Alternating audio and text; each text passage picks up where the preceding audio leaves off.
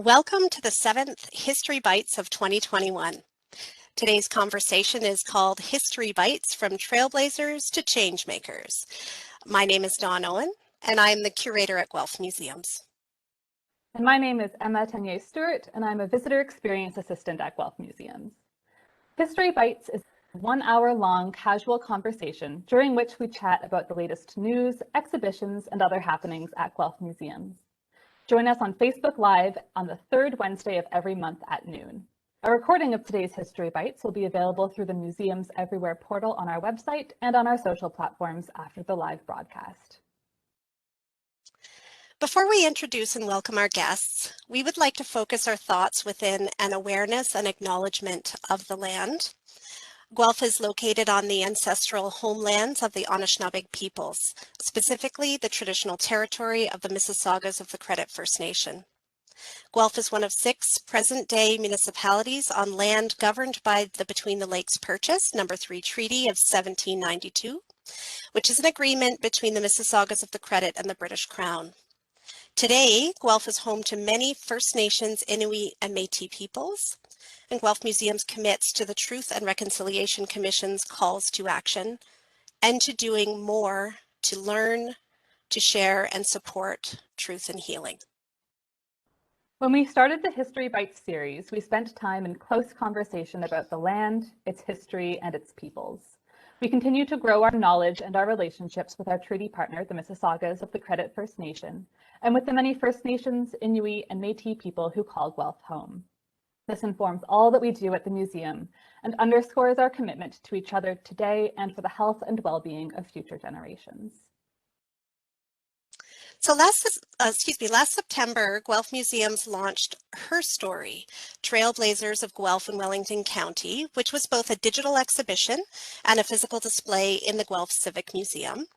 The exhibition celebrated the trailblazing stories of local women, including activists, artists, caregivers, healthcare workers, mothers, politicians, scientists, and writers, as well as women-led organizations.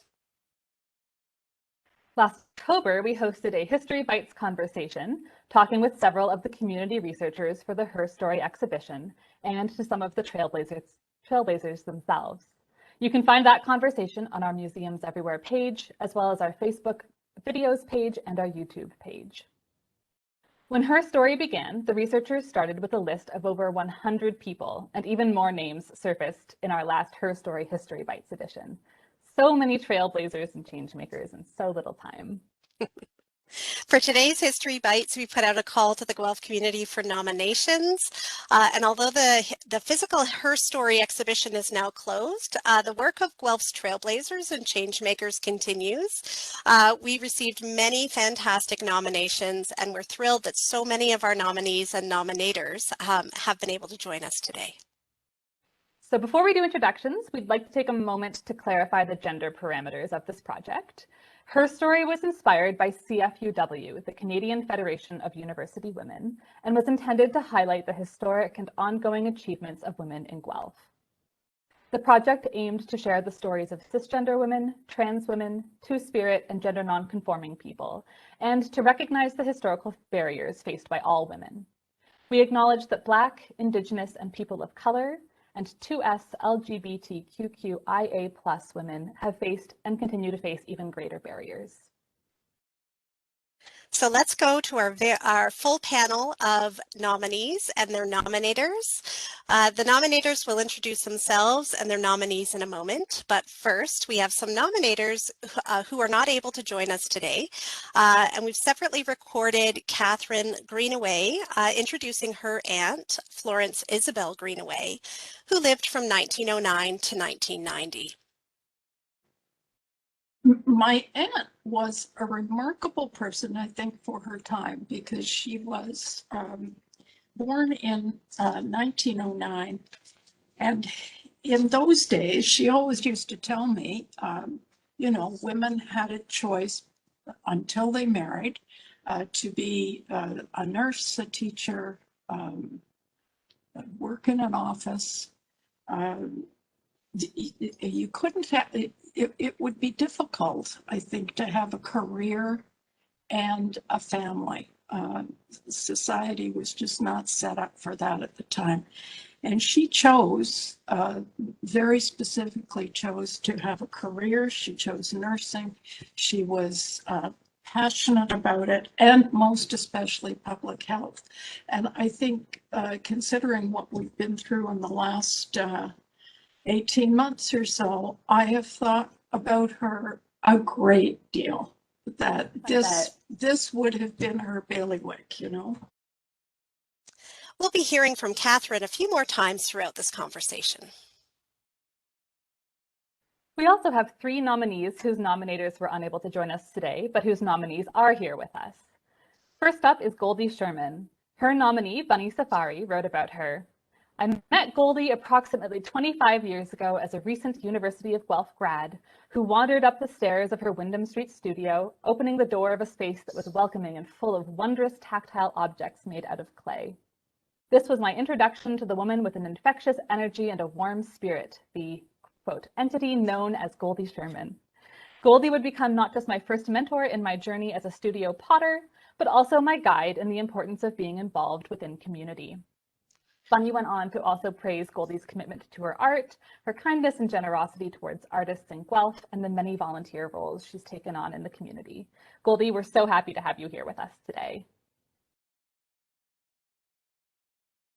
Thank you very much. Thanks. And it's my pleasure to introduce Jan Hamilton. Recently retired, Jan was a television producer for Rogers Communications here in Guelph for over 30 years. In the words of nominator Val Harrison, Jan was the person about town with the camera. She produced, interviewed, researched, knew everybody, took part in every significant event in Guelph through that time, both behind the camera and interviewing. And Jan mentored so many students and made everyone look good on camera. I can attest as being one of those people that I felt you were both a mentor and and a community leader to me personally, Jan. Jen has been so present in the community and she's done so much to mentor those in her field of work. Welcome to History Bites, Jan. I'm happy to have you here. Thank you. I'm happy to be here. And now on to Denise Francis. So Denise, you are both a nominee and a nominator. So it's my pleasure to share your bio now. A proud Jamaican Canadian who was raised in Guelph and who graduated from the University of Guelph. Denise has a passion for history and education and currently serves as the president and treasurer of the Guelph Black Heritage Society. She is a founding Guelph Black Heritage Society board member and has also served as secretary, chair of the programming committee, and on the building committee. Here at Guelph Museums, we've benefited hugely from Denise's generosity with her time and knowledge. Welcome back to the program, Denise. This is not your first time on the program. And now can you please introduce your nominee, Queen? Well, thanks very much for inviting me today. I'm so pleased to nominate Queen. Queen serves as Executive Director and Social Justice Initiatives Coordinator with the Guelph Black Heritage Society. She has proven herself to be an invaluable member of our organization, and she was the lead organizer of the peaceful protest in support of the Black Lives Matter movement on June 6, 2020, which attracted over 8,000 people to downtown Guelph. Queen works tirelessly and continues to be instrumental in organizing and planning Guelph Black Heritage Society educational and cultural programming and events. In addition to her work with the GBHS, she's an entrepreneur, artist, dancer, and business owner. Her smile, her spirit and attitude, and work effort make her a role model and mentor to members of our community. Aww. That's so sweet. Shocking. A lovely introduction. Yeah. Thanks for having us. Thanks, Queen. Thanks, Denise. Katrina Stephanie, you were one of the Her Story researchers and actually joined us in History Bites conversation way back. I think it was in October of last year. So welcome back to History Bites, Katrina. Can you please introduce yourself and your nominee, Maude Stephanie? Well, I'm Katrina Stephanie, pronounced she, her. I don't want to say about myself, really, but I would like to introduce my partner in love and life, Maude Stephanie. Maude is a gender fluid and queer author, artist, performer, and researcher. They hold an MA in English from the University of Guelph and are currently a PhD student at the University of Waterloo. As the founder of transartivistproject.org, they use arts-based practices to work with and for two-spirit, trans, and non-binary individuals. They see the arts as essential for creating new narratives and positive mental health outcomes by affirming their own identities and empowering each other to claim their place in space. Thank you. Maude, did you want to say hello? Hey, my name is Maude, and my pronouns are they, them. So happy to have you both today. Thank you. All right, so thanks for the introductions, everyone. So now that we've heard mostly from our nominators and from some of our nominees as well, it's time to put our first question to our nominees. So we can maybe go around the screen with the question, what does this nomination mean to you? Anyone wants to go first, jump right in, or we can volunteer people to do so. Well, I guess for me, it's always just really humbling and a great honor. I've always been the person, as you said, Dawn, behind the camera. I prefer to be behind the scenes. So having to sit here on camera in front of all of you today is a little bit daunting, but it is a real honor to be recognized for the work that I've done. Yeah, I would say I definitely agree there. You know, it's a real honor to be nominated and to be nominated by someone who is my mentor and my cheerleader. And really, it's just, we have so many wonderful stories out there. And for us, especially at the DVHS, it's about the opportunity to elevate other people's stories that may have not been heard or seen. So I am honored to be able to do the work that I get to do through that. And just to echo what the other two ladies have said, it's an honor to be nominated. So much of the work that I do is behind the scenes. I'm one of the people who doesn't like to be out front. That's just not my nature or my personality. But to be acknowledged and recognized for all the hard work that's done to help promote our community, that's really is a blessing, and I'm thankful to be nominated. I feel the same way in terms of, you know, the honor of being nominated, especially within a community that is so very invisible in a lot of ways, being noticed for the work that I'm doing and trying to do and bringing more stories and visibility forward, and helping trans people to claim space and make us more visible and change the narratives. It's really an empowering thing for me, and it really helps give me that a little bit more fuel to my fire.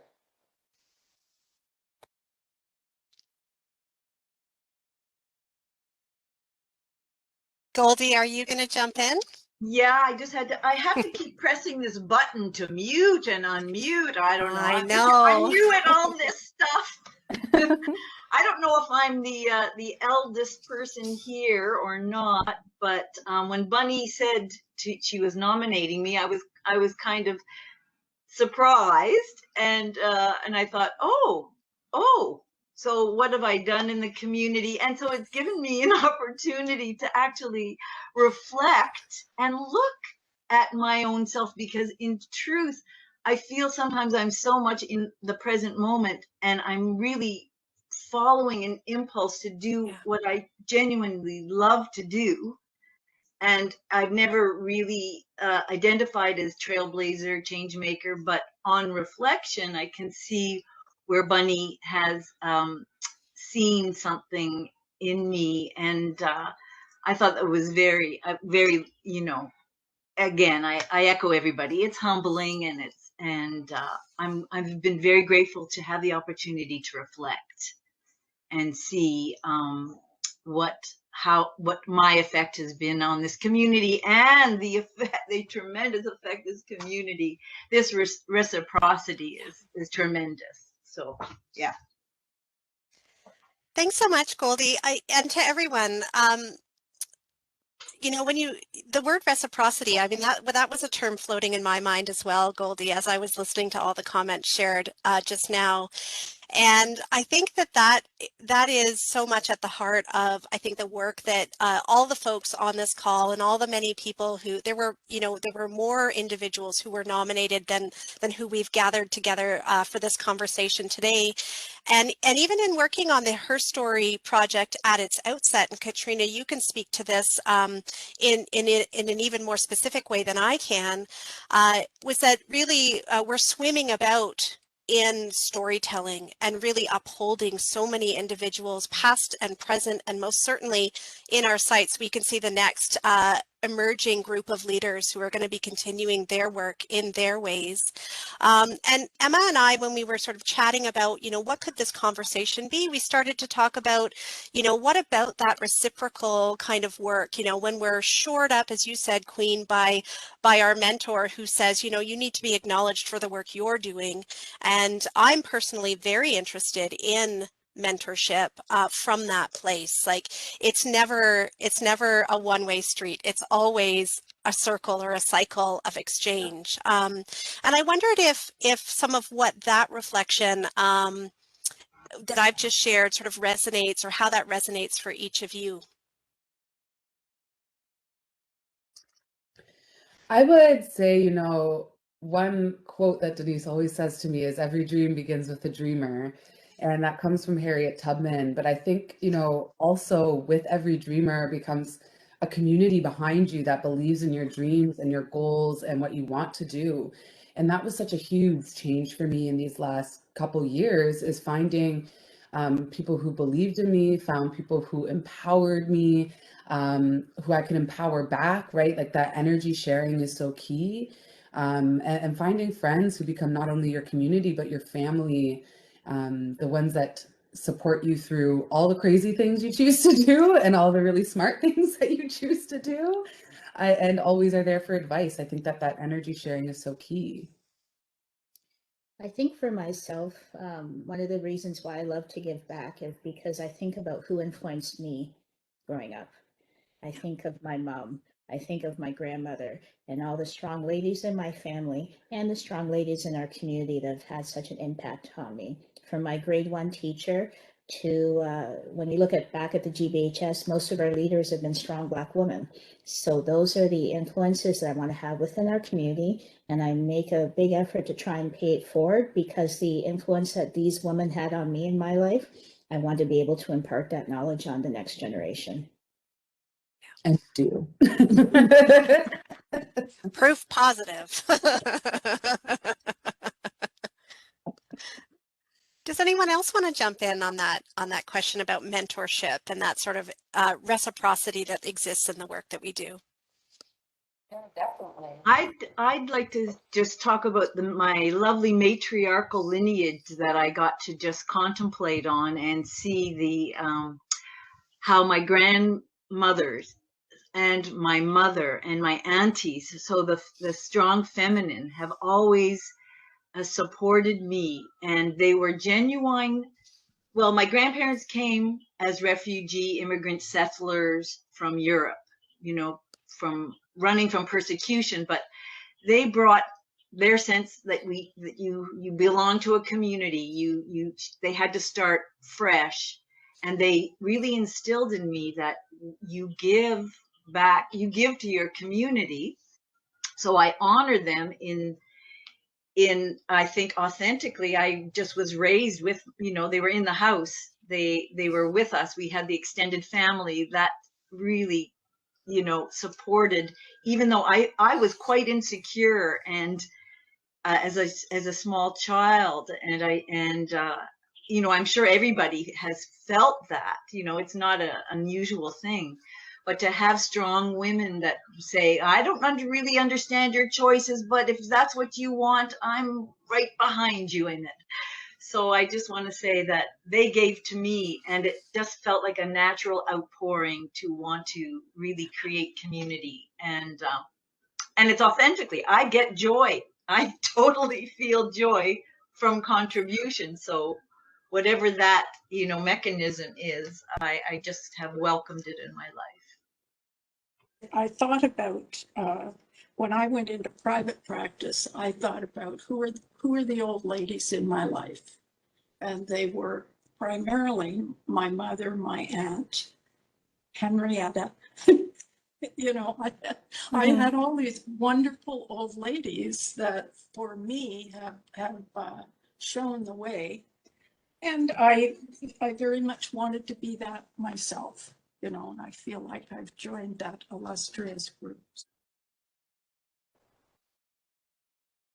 Yeah, I've also been really blessed with having such a really loving mother. My mom was very supportive and very accepting of anybody and everybody. Our house was kind of like the neighborhood place where all the kids came, because my mom would just say, okay, well, you're here, come on over, like, come in, I'll feed you. And there was always this acceptance, no matter where you were at, whether you were gay or straight. And this was pretty unusual in the 70s and early 80s when so many people were so frightened. So building on that foundation, I've been really blessed, I think, to be able to be part of communities where I'm able to be who I am and to find my own space. And then also that I'm able to support my partner and our son and so many other people in the community. And that wouldn't be possible if I hadn't had so many role models who showed me that was possible in the first place. I think immediately of Deanna at Arch, and she was part of your conversation back last year, and she's just seeing the work that she's done and has really been an inspiring thing. And then, like, while I know we're mostly talking about her story, I had male teachers, a gay male prof who supported me immediately following the death of our son, and I was doing a really tough drama class in university, and his work using somatic practice helped me really understand how arts-based practice can be something that's so healing and beneficial. And using that helped me put a whole bunch of things together and go, this is how I think I can best support my family and then also others. Yeah. When you talked about family, I thought we are certainly all a product of where we've come from. And when I think of the women in my family, I am much like them in that we were always more quiet givers. We were supportive of one another. We were generous in our spirit and with our talent, but we were always more comfortable in the background. And then as I got older, but I did have some great people working through both sport and through media that were great mentors to me. And so when I left a broadcaster and came to a community channel, people wondered what that was all about. Why would you do that? And I thought, well, the reason I came to the community channel was I had a much greater impact on all of the students that came through our doors over the years. And I had a much greater input in the creative process on everything that we did. And I was able to share more stories that I wanted to share instead of somebody telling me what to do. So it was wonderful. And when I think, I have no idea how many students actually came through our doors over the years, but all I really wanted to do was empower them. Give them the tools they needed to achieve the best that they could be and to find their talent. I wanted to share, Jan, that the very first broadcast interview that I ever gave was with one of your students who you were mentoring, and it was at the Macdonald-Stewart Art Center, then called now the Art Gallery of Guelph, in my very earliest days in the city. And I remembered you from that day, and of course our paths have crossed many times since then. But no, it was my first, and I was terrified. I was terrified, and that reel got replayed a fair bit, so I had to revisit it lots of times. But you know what? The comfort and the courage to do and be present and to be in that space was in large part due to you, because I think also the person interviewing me was was doing it maybe for their first time or one of their first times, So anyway, I just wanted to share that. You took me back down memory lane as I was listening to you speak. And I appreciate everybody on the call, just your earnest and thoughtful reflections are just so valuable to this conversation. I think to the work that we see you doing in the community, and that it's really the reason why we wanted to gather in conversation today to sort of hear about that side of the work, because often we hear little sound bites. Some we can control and some we can't, but this is a chance for us to be reflective, so thank you. So the reason why we sort of found ourselves in this conversation today, or one of them anyway, is the exhibition that was the sort of inspiration for this conversation. And of course, that's the Her Story Trailblazers of Guelph and Wellington County. And for this conversation, we were interested in broadening the definition of Trailblazer to include Changemaker. So we're curious to know if you have thoughts, really anyone on the call, please jump in. If you have thoughts about the definitions of the terms Trailblazer and Changemaker, or more simply put, what do those words mean to you? For me, Trailblazer is sort of like a pioneer and somebody who's doing something brand new. And Changemakers are people who kind of like stick their fingers somewhere and say, this thing here, this system, not really keen on that. Let's shift things a little. Let's change things, maybe even more than just a little. So for me, I don't see myself much as a trailblazer, but definitely as a change maker in terms of trying to change the perception of trans people and what their likely outcomes are in life. We're used to hearing about violence perpetuated against trans people. We're used to hearing about hopelessness, abuse, neglect, suicidality, and all these other things. I want to help change that narrative, and that's what wakes me up in the morning. It's like, I can't wait to do that and stir the pot some more and help other people stir the pot even more. I could just jump in on that really quickly. It was something that we had a lot of discussions on back in the original Her Story exhibit. And a lot of people that I had interviewed, and even some of the work I had done behind the scenes, was a lot of people were saying, women were saying, hey, I don't see myself as a trailblazer. I'm not an individual in this whole process. So I think that Changemaker opens things so much better up to women and female identifying people that I am making a difference. I am doing something special, even if I'm doing it collaboratively, which we see happen a lot with women in women's organizations. So I'm really happy that this project has kind of extended this into the possibility and realm of a changemaker paradigm. What do the words trailblazer and changemaker mean to you? What made you kind of think of her for trailblazer? Well, doing it differently. Just as I say, in her time, so that would, let's say the 20s, when young women were really making those decisions. My own mother was also from Guelph. She she was a wonderful vocalist, trained. She sang for Edward Johnson when he came back.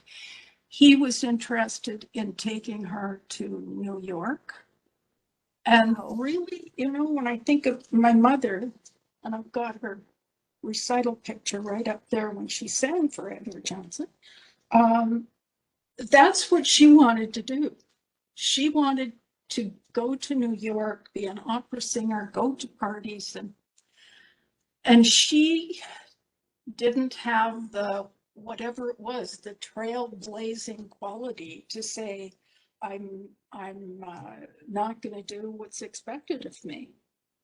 And of course, she had different parents who I never knew. And she married and had a family, and she continued to sing. When we moved to Montreal, she always did the contralto solo in the Messiah every year with the Montreal Symphony, until one year she says she didn't get it and she just expected to get the part. And she said some upstart marine forester or something got the part. You know, I think she had her unhappiness through her life. But I get older, I can understand it more. You know, I think that's really what she wanted to do, but she couldn't do it. And I think my aunt did it. And they were always the closest of friends, but my mother always, I think, harbored some resentment, especially with my closeness with my aunt and me emulating or following her model rather than my mother's. But sure. you know, I think there are those cultural pressures are very strong, and it depends on the family you come from and whatnot. I think my aunt really was somewhat unusual in those days, you know. And of course, My mother, you wouldn't be here if your mother hadn't gone the family route. So that's right. So I'm grateful for that, and that I had both of them. I mean, they're both very influential. Anyone else want to jump in on sort of thoughts and feelings around sort of that terminology, but more importantly, sort of what those terms represent to us in our day-to-day lives, in the work that we do? I'd like to just jump in for a minute. Trailblazer to me means you're really initiating something yourself, perhaps, but even with fear and insecurity, there's something else driving you, that you have had some kind of access to something that will push you forward in a direction. But I can relate the trailblazing also. I have always been in collaboration. It's never been really by myself. I might have made the decision, but it's always in collaboration with others. At the beginning of Hillside, it was a very grassroots. It was just a group of people together. Our Guelph studio tour. It's just, and mostly women, I will say, but of course men as well. But just the Changemaker is when once you initiated something together, then the power of the Changemaker, I guess I see it as a group, it's always been a group energy that really helps. That it's like the trailblazing comes first, and then the Changemaker is just a byproduct of your trailblazing.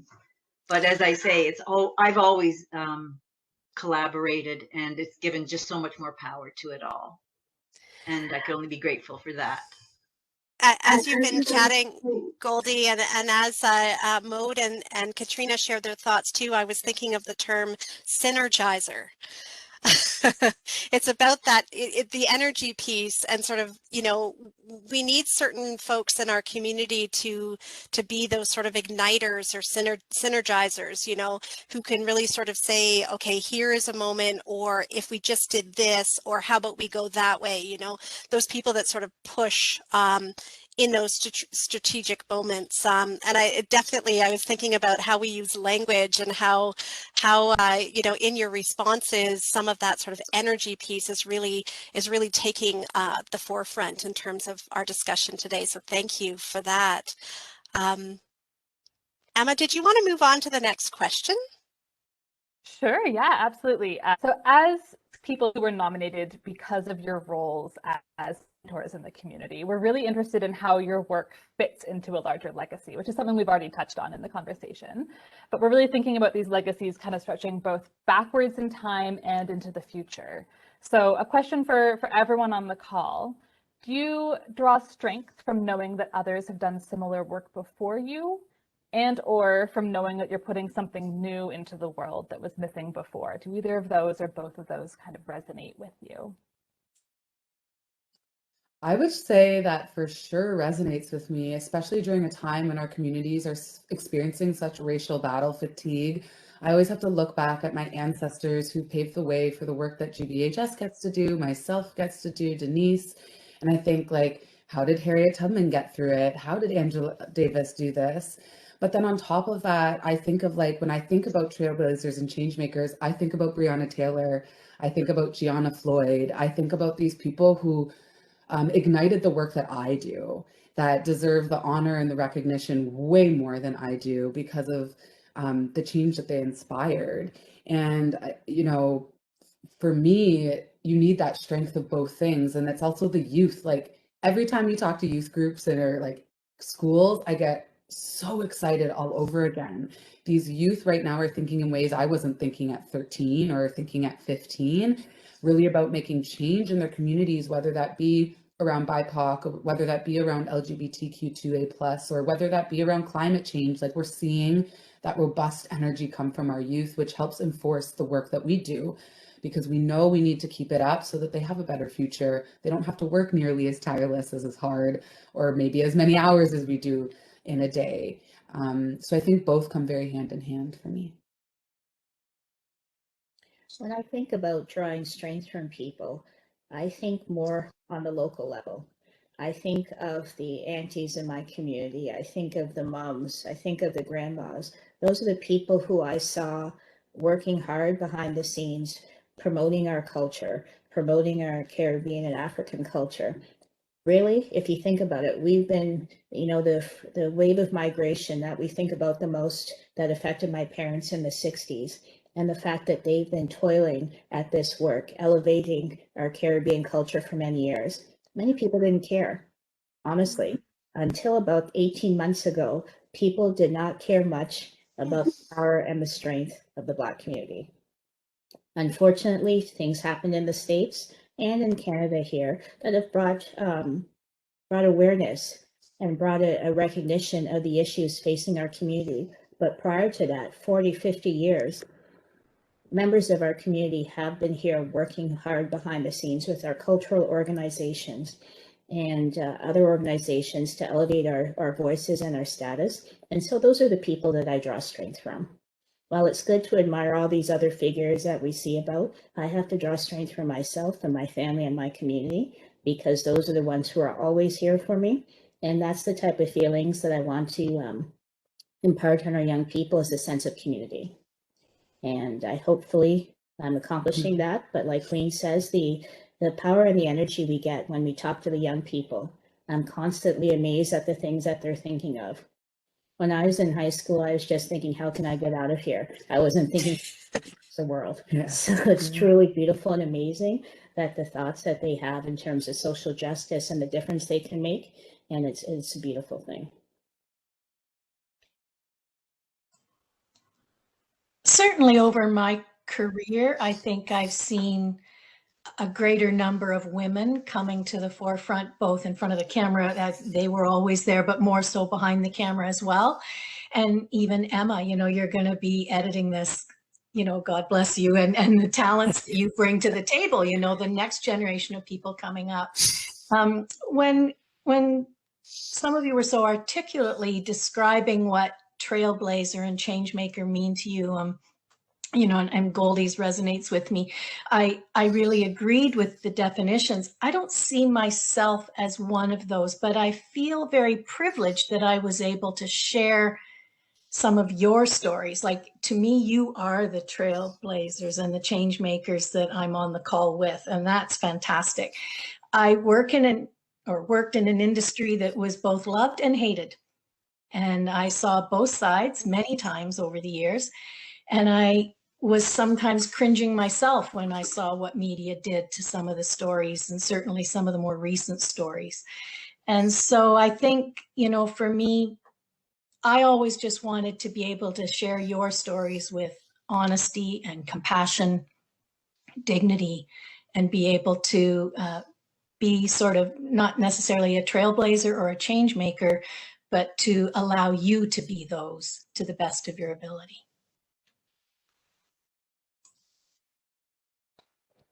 I want to join in with the chorus that's happening over there with Queen and Denise in terms of just there's so much history of trans people who have done so much work within the community, trying to raise awareness about issues that they experience.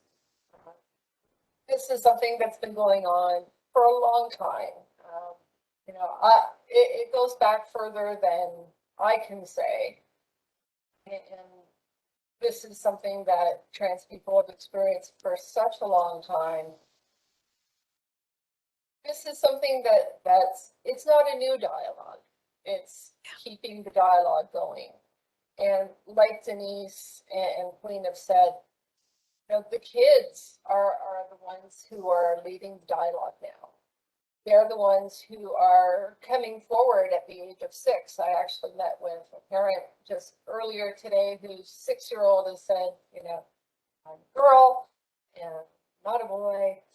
I'm a girl, and who's doing the best she can to support her child and helping to empower her, to help her daughter. So this is something that we as parents and as adults have to work so hard at. But the kids are just like, oh, you're a girl, or you're a boy, or you're non-binary. Okay, your pronouns are they, them, right? Yeah, this is normal for the kids, and by taking that and seeing that acceptance with the children, it's something that really helps that motion forward. I feel like I'm connected to the people who have come before and to the children who are pushing that forward and supporting them through their journey and their own way of speaking their narrative, their own story. I think that's really so beautiful to be connected to that. That's wonderful. Goldie, do you have anything to add as well? Yes, I just have a couple of words. I have been so fortunate to be on a faculty for a young adult awareness program up near Owen Sound. We've had a few, COVID of course stopped it. We usually meet for a week in August with a group of young adults. And I just have to say, we think that we're helping them and giving them tools in order to negotiate social justice, environmental destruction, all of the, the impending issues that are just, we're all feeling the stress from. But when I hear we deeply listen to one another, and the opportunity for them to speak their truth, and we ask them what cracks their heart open. So I get to bring, everything that's happened to me and the other beautiful faculty come into this space, and we deeply listen to the youth. And I tell you, after that week, I feel like I have been given so much more than I could have possibly, they have given to me more than I could give to them, and to really help these young people get tools and it's really about that. What are the tools to negotiate these very, very potent, stressful times, because everything is coming together that we really need to address, so many issues. So yeah. Thank you so much for those all beautiful responses. I think when I'd initially formulated the question, I'd been thinking, what are you giving to people? What are you putting into the world and leaving for future generations? And it's so clear from everything you've said that you're really drawing from the future as much as you're all drawing from the past. And I think that's a really lovely way of thinking of these kind of lineages of work. Have I got that right? Is that the way that you're drawing your inspiration? That is absolutely beautiful, I think. I wanted to jump in because I was thinking a few things. One of them, and I'll borrow this term from something I've heard Queen say to me in past, which is that, we could, I suggest, replace the word trailblazer or changemaker with accomplice, because we need partners in the work we do. I hope you don't mind, Queen, that that I heard you say that to me, and it was like a little worm in my ear that just stayed there and is working its way through the gray matter. But yeah, absolutely. I think we need those partners, right? So when Jen, you're saying, I just wanted to provide space or medium or whatever. I didn't want to be the one making the change. I wanted to create space for the story and for others' narratives to be the primary thing that I was sort of supporting and extending. But that's so important. It's so important that there are, that there's agency that can be lent and given to frankly anyone who has a narrative that they're keen and willing to share.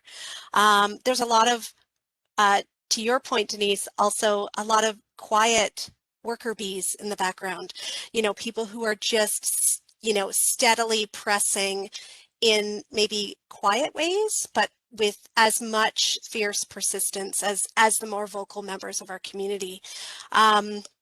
Absolutely. And one of the things, I'll just share this from a personal perspective, that I often find myself in a conversation with mentors who come to, mentees, excuse me, who come to the museum, students who are looking to finish their programs, they need a work placement or an alternative sort of site to do their work in. And I often say,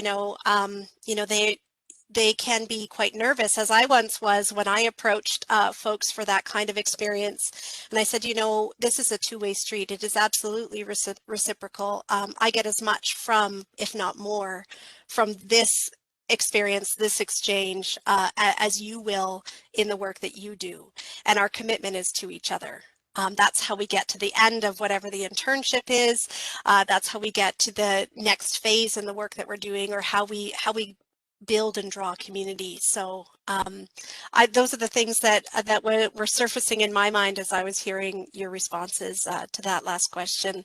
I love this next question because I'm not sure, I can't predict how it might be answered, and full credit to Emma for structuring our Q&A today. But we've been talking a lot about the work of women and of people of marginalized genders, and we're interested, and of course that was what the Her Story exhibition, that project itself was sort of seated within that framework as well. But so here's the question: do you think we see trailmakers? I've just created a new term, folks. Do you think we see trailblazers and changemakers in these categories, so specific to women and people of marginalized genders, differently than how we see men in the same roles? So sort of targeting a sort of that gender query that really keen to hear responses from this group. When I hear about a guy who's a trailblazer or a changemaker, it tends to be like that lonesome cowboy who's off on the trail and doing his own thing and not doing anything with anybody. it's very much a solo act, and it's all about me, you know, like I'm the big dude. And there's not a lot of recognition of the community that goes there underneath them or that surrounds them to support their doing that work. You know, one of my colleagues at the University of Waterloo is currently working on something relating to the 18th century poets from Britain and the invisible hands of the women in their life that enabled them to be able to be full-time poets. You know, there's this invisible layer that's missing when we look at things from a male perspective, in terms of, here's this guy, he's doing all this wonderful stuff, but where are the other people that are supporting? Those voices become invisible. And just real quick, I agree so fully. Just the research that I've done in my own work, you know, back in the old days of activism, you know, so many times we see the face of the man leading the rally, making a difference. And everybody forgets that there's somebody washing the dishes so that that can all happen. The question is, who is it that's providing that support work?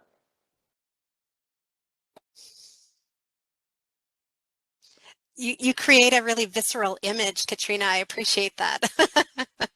Thank you. Any other thoughts from the group along these lines?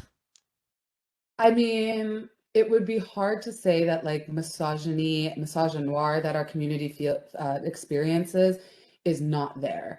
Like women have been leading the force when we even look at, you know, Willie Nelson and all these like conversations around so many people. When we look around the conversations about women, even at GBHS, who have been leading the way, we've also needed men to sometimes get things done. That has really changed in these past years. But I also don't want to go and forget about all the lovely men in my life who have been trailblazers and changemakers for me. People like Justin Reed that we've seen really just come out of the shell this year. My great friend Skylar Williams, who has more than ever continuously represented the women and the trans community that has been behind the Indigenous community. I think even like our Cecil Foster, who's going to be speaking for GBHS, I learned so much just in our conversation and education about our community. Like there really are these impeccable men representing community members who are really great and who go above and beyond to make that connection in that community. But you don't see it always. I mean, we still will always have to battle to have that voice and to be extra heard or to be seen. It's like, you might have not treated me the same if I was a white male, right? But it's up to us to, you know, be the trailblazers and the changemakers to make corrections in that and challenge the norm and look for a better intersectional way of living. To sort of follow up on that, I feel too, as a Black woman, even though I'm not a loud speaker, you have to sometimes toil harder and louder behind the scenes in order to get the same recognition that the male members of our community are somehow able to easier get. I can say I had some wonderful role models within my life with my dad and my uncles and other community members who have treated, who are my family. But at the same time, we know that we have to work a little harder. But as Mo said, the sense of community that we have as ladies, as women, that builds us up and it provides us the strength that sometimes when we feel like we're ready to sort of give up, you call one of your girls and they give you a pep talk and you go again for the next 10 hours or 10 weeks or 10 years. So that's what's always behind us. I love that. The word that popped into my head was we're restored. Okay, deep breath. We can go out there and do this again. Jan, Goldie, did you want to jump in on that?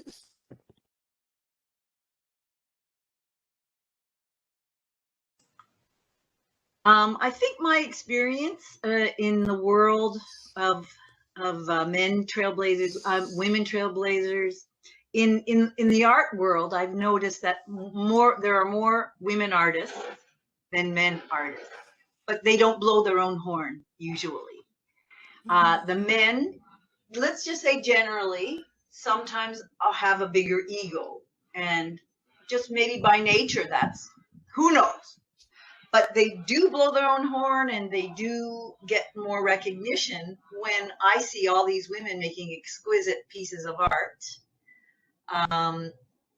Not really interested, they're just interested in kind of doing that quietly and enjoying it. And sometimes women, of course, get recognition, but the majority in the art world, as far as I'm observing, is men get the recognition there. So that's an interesting, I think an interesting observation. And just like Queen said, it's not to say that there's some wonderful men out there really advocating, for a better world. And I mean, this may be just my own idea. I think that we are all masculine and feminine within us, like those more archetypal principles. And I went to see the Dalai Lama speak once, and somebody said, "Your Holiness, wouldn't it be nice if there was a woman Dalai Lama next time?" And he sat there and he thought, and he spoke and he said, "Well, generally women have more compassion than men do generally, and wouldn't that be a wonderful thing for the world if the next Dalai Lama could be a woman?" So, we can, it's just generalizing the feminine and the masculine principle. But I think women just gather together and just do. And men maybe in general say, "Look at me, I did it. I did it. I'm done. Look at me." I don't know. That's just generalization, but it's my 2 cents worth.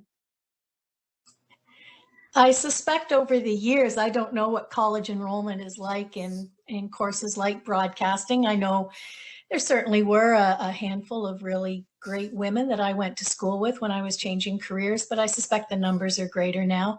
And over my career, I certainly saw more women coming into the industry, and I don't mean just in front of the camera, but behind the camera as well. So that certainly is true. But kind of like many of you have said, not to negate the men in my life, it was my father who was a teacher. And I think that's where my desire to go from a broadcaster to a community channel that allowed me to teach and share skills with young people was where that came from. But then, much like Denise mentioned, it's the women that are in my life that give me strength, that build me up when I need support, that congratulate me when I'm doing well, that are just there for me when I need them. And that's why I think it's so great that we can celebrate, her story today. Yeah. Thank you so much, Jan. Yeah, absolutely. I mean, I'm thinking just so many things as I've been hearing your reflections on that question. I'm thinking how codified gender is in our systems, in our language. I'm thinking, for Emma and I working in the museum, as storytellers, as facilitators of stories in this space, how, if we were to look just at that binary of male, female, the representation of voice is very clear. And there are more male voices currently carrying Guelph's story as it lives in our museum. So those are the things, sometimes like for Emma and I, because, in our unique roles within the museum, that's some of the challenge of what we have ahead of us. But it is so interesting to me, why I love this question so much is because, I think we all agree that there are phenomenally important, wonderfully loving men in our lives. There are equally phenomenally important, wonderful, loving women in our lives. And then, can we just dispense with that divide at some point? In our sites, maybe we can dispense with that division and think about empathy and compassion and labor and love and all of those other things that make us human. We have one additional sort of prepared question, which I'll ask Emma to lead us into. I'm actually going to change it ever so slightly just to pull off of what we've been talking about just now. So it seems like everyone has talked about this really wonderful scaffolding that they've had of people who've been quietly working behind the scenes. So everyone has had family members, mentors who haven't necessarily had that public recognition, all of these quieter workers, and many of you yourselves are doing that work as well. So in light of that, should that affect how we define the term trailblazer? Or do we need a different term to capture this work that's quietly been done over the generations to make all of the work that we do now possible?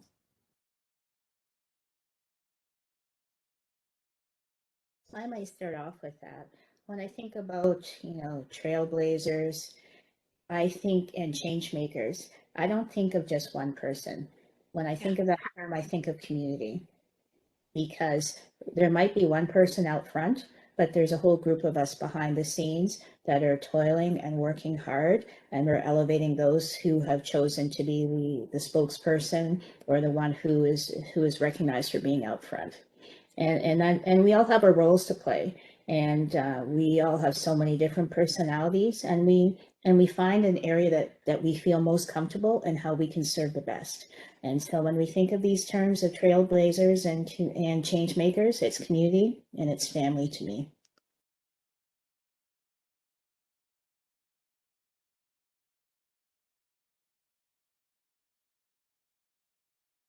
I think Denise is spot on with that. Absolutely. I couldn't agree, more. Sometimes my metaphor is like our society, our world is like a big jigsaw puzzle. So there's a whole picture, and each of us are a specific shape, and it's not whole until every piece is in its place, and then we can have this holographic,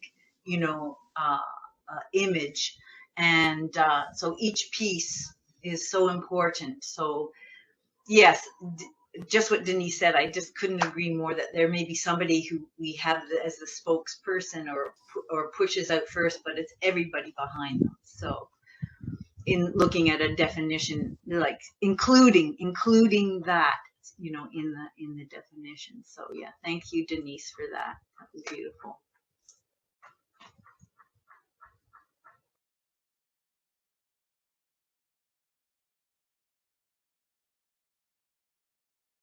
Maude, Katrina, did you want to offer an insight? No is fine. Jan, I'm just looking to I don't want to cut us off if there's thoughts percolating that anyone on the call would like to share. Okay, thank you. Well, as mentioned at the beginning of our conversation today, the in-museum portion of of the Her Story exhibition is now over, but you can still access the digital exhibition online through our website, guelphmuseums.ca. And I would say actually, the physical installation of Her Story was just a small part, quite a small part actually, of the larger story and the research effort that went into that project. So I do encourage all of our listeners to check that project out. It doesn't have an end date. It is rolling forward and can be accessed really anytime. And just go to our website, as I mentioned. And you can also watch the previous Her Story related History Bites episode, which is also available on our website and through our Facebook and YouTube pages. And we'll also invite you to follow Guelph Museums on Facebook, Twitter, and Instagram for programs, announcements, and to learn how you get involved. And please join us again on Facebook Live on Wednesday, August 18th at noon for History Bites Uncovering the Museum, presented by Guelph Museums Visitor Experience Assistant Anna Patterson. Thanks so much to all of our participants today, our nominees and our nominators. It was absolutely wonderful to have you all here, and be well and stay safe. Thanks, everyone.